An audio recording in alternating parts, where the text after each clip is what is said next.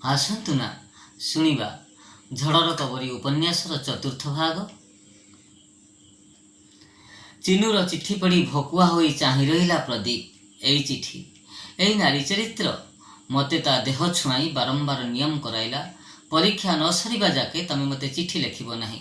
ଜୀବନକୁ ଉଦ୍ଦେଶ୍ୟପୂର୍ଣ୍ଣ କରିବ, ଗୋଟେ ନିର୍ଦ୍ଦିଷ୍ଟ ଲକ୍ଷ୍ୟ ଦିଗରେ ଆଗେଇବ।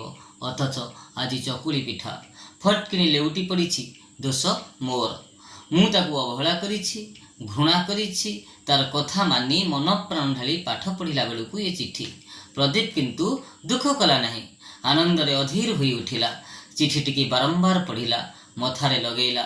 ଏଇ ତାହେଲେ ଚିନୁ, ଚିନ୍ମୟୀ।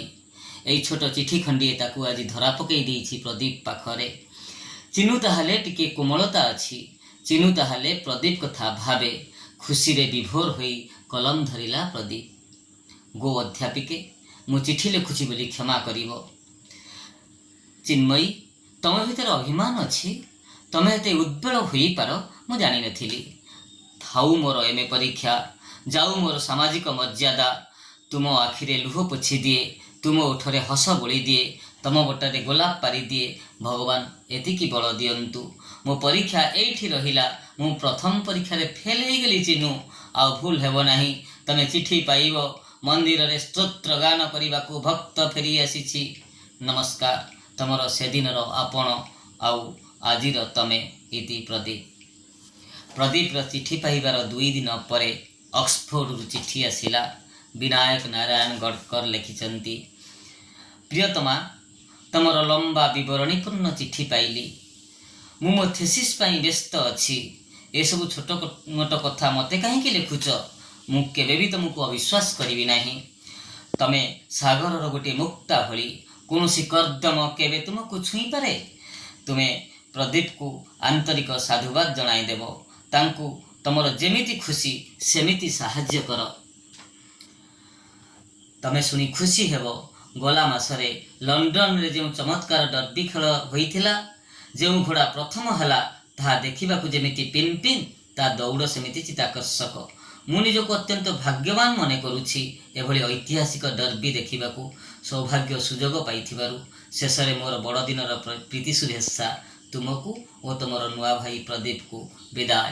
ବିଦାୟ ତୁମର ସବୁଦିନିଆ ବିନାୟକ। ଭାଉଜ ଡାକିଲେ, ଖାଇବାକୁ ବାଢ଼ି ଦେଉଛି ଚନା।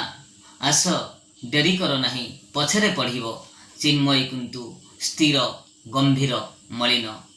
କିଛି ଉତ୍ତର ଦେଲା ନାହିଁ। ଭାଉଜ ଆହୁରି କୋମଳ ଗଳାରେ କହିଲେ, ଆସ ଚନା, ଖାଇସାରି ପଢ଼ିବ। ଭାତ ଶୁଖି ଯାଉଛି।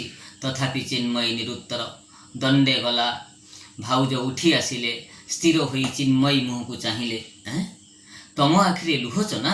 କ'ଣ ହେଇଛି ତମର? କିଏ ଚିଠି ଦେଇଛି? ଓ, ବିଲାତରୁ ଚିଠି? ବିନାୟକ ଦେଇଛି? ଚିନ୍ମୟୀ ଚିଠି ବଢ଼ାଇ ଦେଲେ। ଭାଉଜ ତରତରରେ ଆଖି ବୁଲେଇ ନେଲେ ଚିଠି ଉପରେ। ଟିକିଏ ଗମ୍ଭୀର ହୋଇ ଚାହିଁଲେ। କହିଲେ, ହଁ, ବୁଝିଲି। ବଡ଼ ଲୋକ ହେଲେ ଆଖି ଉପରକୁ ହୋଇଯାଏ। ଏମାନେ ଘୋଡ଼ା କଥା ବୁଝନ୍ତି, ମଣିଷ କଥା ବୁଝିପାରନ୍ତି ନାହିଁ। ଏମାନେ ପୁଣି ବୁଝିବେ ନାରୀର ମନ, ନାରୀର ଅନ୍ତର। ମୁଁ ଆଜି ଭାଇଙ୍କୁ କହୁଛି, ତମେ ସବୁଦିନ କାନ୍ଦିବ, ମୁଁ ସହିପାରିବିନି ଚନା। ଚିନ୍ମୟୀ କହିଲା, ମୁଁ କାଲି ଗାଁକୁ ଯାଉଛି ଭାଉଜ। ଗାଁ? ଆଶ୍ଚର୍ଯ୍ୟ ହୋଇ ଭାଉଜ ଚାହିଁଲେ। ହଠାତ୍ ଗାଁକୁ? ତମର ତ ଛୁଟି ପୁରି ନାହିଁ। ନା, ମା କଥା ଭାରି ମନେ ପଡ଼ୁଛି। ଛୁଟି ତ ଆଉ 15ଟା ଦିନ। ଯୋଉଠି ହେଲେ ଜଏନ୍ କରିଯିବି। ଗୋଟିଏ ଗଭୀର ଦୀର୍ଘଶ୍ୱାସ ପକାଇ ଭାଉଜ କହିଲେ, ଓ ବୁଝିଲ, ଭୁଲଟା ତାହେଲେ ବିନାୟକର ନୁହେଁ, ତମ ଭାଇଙ୍କର ବି ନୁହେଁ। ଭୁଲଟା ପୁରାପୁରି ମୋର। ତମେ 3 ମାସ ରହିଲ, ମୁଁ ନିର୍ବୋଧ, ତମ କଥା କିଛି ବୁଝିପାରିଲି ନାହିଁ। ଭାଉଜଙ୍କ କଣ୍ଠ ରୁଦ୍ଧ ହୋଇ ଆସିଲା। ହାତ ମୁଠେଇ ଧରି ଚିନ୍ମୟୀ କହିଲା, ଏକଥା କାହିଁକି କହୁଛ ଭାଉଜ? ତମ ଛଡ଼ା ମୋ ଦୁଃଖ କିଏ ବୁଝୁଛି? ତମେ ତ ମୋ ମା'ଠୁଁ ବଳି। ନା, ମିଛ କଥା, ଭୁଲ କଥା। ମୁଁ ତମର ମା ନୁହେଁ, କେହି ନୁହେଁ। ମୁଁ ତମର ଦୁଃଖ, ବ୍ୟଥା, ଅଶ୍ରୁ କିଛି ବୁଝିପାରିନି। ଭାଉଜ, ତମେ ଭୁଲ ବୁଝିଛ ଭାଉଜ। ମୋର ଦୁଃଖ କିଛି ନାହିଁ। ମୋର ଭବିଷ୍ୟତ ଉଜ୍ଜଳ। ମୋର ପାର୍ଟନର ମୁଁ ନିଜେ ବାଛି ସାରିଛି।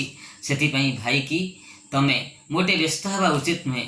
କିନ୍ତୁ ଭାଉଜ ଟିକେ ଥତମତ ହେଲେ। କିନ୍ତୁ ତମ ଆଖିରେ ଅଶ୍ରୁ ଚନା? ଏଇ ସ୍ୱାମୀକି ନେଇ ତମେ ସୁଖୀ ହୋଇ ରହିପାରିବ? ପାରିବି ଭାଉଜ, ନିଶ୍ଚୟ ପାରିବି। ବିନାୟକ ଭଲ ପିଲା। ତା ଛଡ଼ା ଅତି ବଡ଼ ସ୍କଲାର, ଏ ଛୋଟ ମୋଟ କଥା ପ୍ରତି ତାର ଧ୍ୟାନ ନଥାଏ। କିନ୍ତୁ ମୋର ମନେ ହୁଏ ନା ବିନାୟକ ବୋଧେ ଏତେଟା କୋମଳ ହେବେନି, ଏତେଟା ତମ କଥା ଭାବିବେ ନାହିଁ। ଯାହା ଭାବିବେ ତାଙ୍କ ପାଠ କଥା, ଜ୍ଞାନ ଆହରଣ କଥା। ସମାଜରେ ଚାହାନ୍ତି ସମ୍ମାନ, ପ୍ରତିଷ୍ଠା, ଅର୍ଥ, ଐଶ୍ୱର୍ଯ୍ୟ। ତା ଭିତରେ ନାରୀ ଗୋଟିଏ ଗୌଣ ପଦାର୍ଥ, ଗୋଟିଏ ଅଦରକାରୀ ବେଦରକାରୀ ଚିଜ୍। ଭାଉଜ ଆଶ୍ଚର୍ଯ୍ୟ ହୋଇ ଚାହିଁ ରହିଲେ। ସତେ ନାରୀ ଏତେ ହୀନ, ଘୃଣ୍ୟ? ଏଇମାନଙ୍କୁ କହୁଛ ତମେ ବିରାଟ ସ୍କଲାର ଓ ପଣ୍ଡିତ? ନାଇଁ ଭାଉଜ, ଭୁଲ ବୁଝ ନାହିଁ। କଥାଟାକୁ ଅତି ନିର୍ଲିପ୍ତ ନିରପେକ୍ଷ ଭାବରେ ଦେଖ। ଏମାନଙ୍କର ଭୁଲ କିଛି ନାହିଁ, ଏମାନେ ଭଲ ମଣିଷ।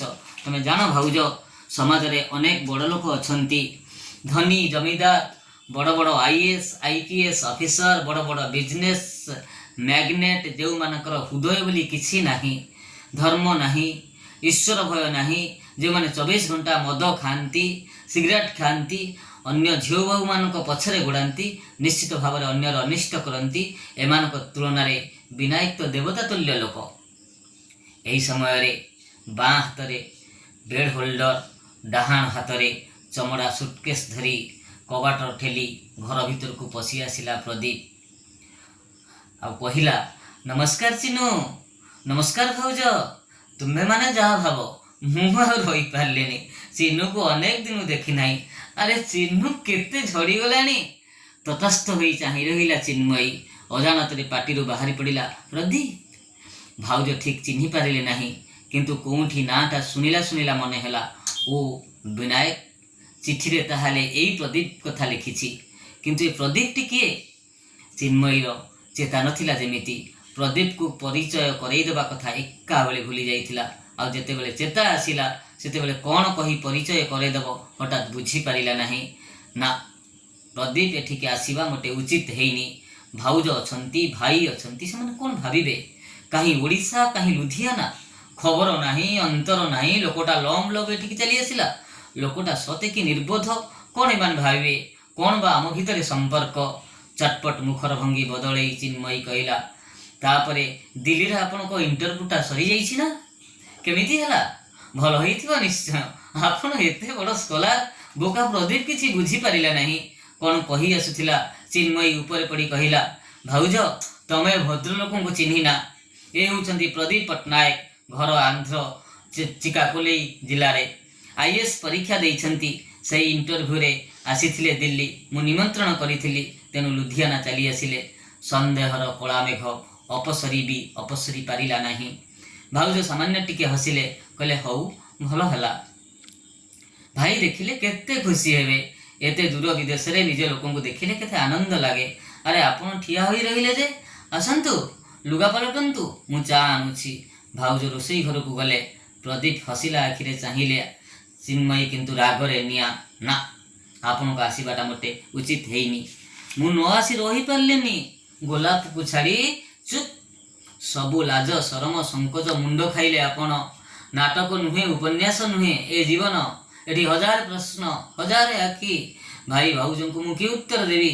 କେମିତି ମୁଣ୍ଡ ଟେକି ଚାଲିବି? ଆପଣ କାହିଁକି ଆସିଲେ? ଆପଣ ଏତେ ନିର୍ଲଜ ହୋଇପାରିଲେ? ପ୍ରଦୀପ ଟିକେ ଗମ୍ଭୀର ହୋଇ କହିଲା, ବେଶ, ମୁଁ ଚା ଖାଇ ଫେରି ଯାଉଛି। ଚିନ୍ମୟୀ କହିଲା, ବାସ୍ ହୋଇଗଲା। ସାହସ ସରିଗଲା। ସାଙ୍ଗେ ସାଙ୍ଗେ ରାଇଟ୍ ଏବାଉଟ୍ ଟର୍ନ। ବେଶ, ଚାଲିଯାଆନ୍ତୁ, ଏଇ ମୁହୂର୍ତ୍ତରେ ଚାଲିଯାଆନ୍ତୁ। ଚାହା ଖାଇବା ଦରକାର ନାହିଁ। ଚାହା ଦେବା ପାଇଁ କେହି ଏଠି ରେଷ୍ଟୁରାଣ୍ଟ ଖୋଲି ବସି ନାହିଁ। ପ୍ରଦୀପ ସାଙ୍ଗେ ସାଙ୍ଗେ ସୁଟକେସ୍ ଥୋଇ ବେଡ୍ ହୋଲ୍ଡର ଧରି ଫେରି ପଡ଼ିଲା। ରୁଣ୍ଡିବନ୍ଧ ପାରି ହେଲା, ଲନ୍ ପାରି ହେଲା, ଫାଟକ ବି ପାରି ହେବା ଉପରେ। ଚିନ୍ମୟୀ ଡାକିଲା, ଶୁଣନ୍ତୁ, ଶୁଣିଯାଆନ୍ତୁ, ତମକୁ ମୋହରାଣ। ପ୍ରଦୀପ ଫେରିଲା। ଚିନ୍ମୟୀ କହିଲା, ଯାଆନ୍ତୁ, କିନ୍ତୁ ମନେ ରଖନ୍ତୁ, ଆଉ କେବେ ଦୁଆର ମୁହଁ ମାରିବେନି। ହଁ, ଆପଣଙ୍କର ଏଠି କେହି ନାହିଁ। ଯିଏ ଥିଲା ସେ ମରିଯାଇଛି, ସବୁଦିନ ପାଇଁ ମରିଯାଇଛି। ପ୍ରଦୀପ ସୁଟକେସ୍ ହୋଲ୍ଡର ତଳେ ଥୋଇଲା। ଚିନ୍ମୟୀକୁ ଲୁହ ଛଳ ଛଳ ଆଖିରେ ଆର ଘରକୁ ପଶିଗଲା। ଚା ଧରି ଭାଉଜ ଘରକୁ ଆସିଲେ। ପ୍ରଦୀପ ସେମିତି ନିର୍ବାକ ନିସ୍ପନ୍ଦ ହୋଇ ଛିଡ଼ା ହୋଇଥିଲା ସେଠି।